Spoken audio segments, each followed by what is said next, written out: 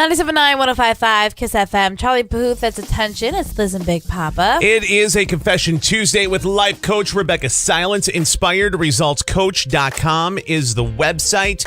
All right, let's get right into it. Unfortunately, a tragedy happened over the weekend at the mall outside of Target. An 8-year-old child got hit by a truck that was backing out of a parking spot and unfortunately passed away.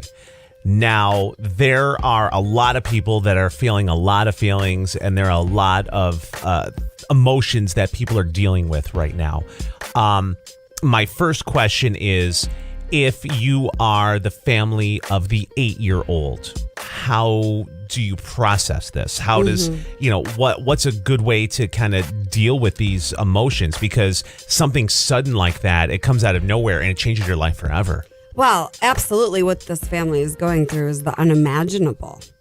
And what I will say is trying to understand why it happened will only cause more stress and pain. There is no answer to the question why.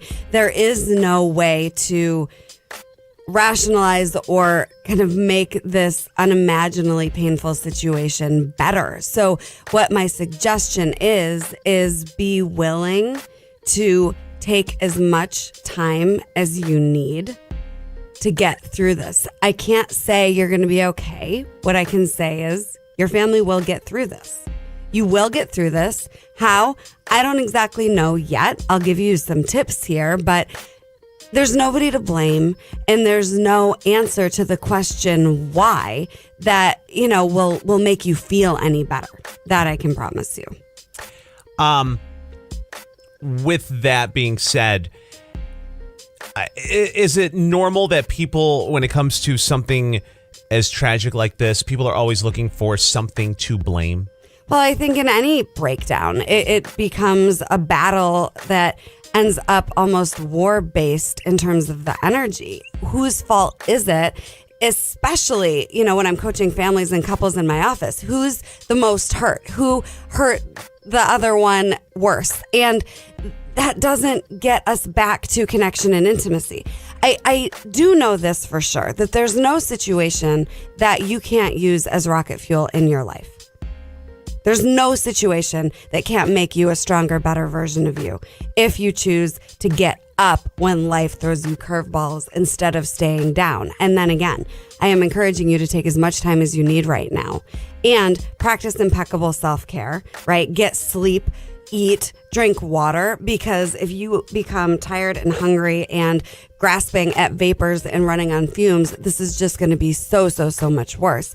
And then ideally, you're going to talk about this as long as you need to. I mean, with me going through cancer, I talked about it. I still talk about it. And there's a healing to that, giving your truth a voice just from a place of, this is my truth, unapologetically, versus trying to rationalize why you feel how you feel. You are going to feel extreme grief and sadness. You are going to feel extreme rage and anger. You are going to have moments where you're just paralyzed in fear. It's all healthy. It's all normal. And I encourage you to get a support system that you can talk to, and just know there's no timeline on how long this is going to take for you to feel like you again. And again, it's unimaginably painful what this family is going through.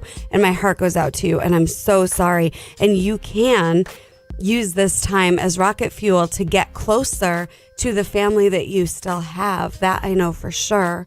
And there's nothing wrong with how you handle it, and nobody can tell you what to do, because there's no way to make this better right away. Now, I'm gonna ask you from the other side of the coin. I've heard it's a teenager that backed the truck out. Obviously, this teenager didn't plan and didn't hit a 8-year-old child on purpose. They have to be going through their own stuff as well. They just got into their car, they went to leave, and again, life changing.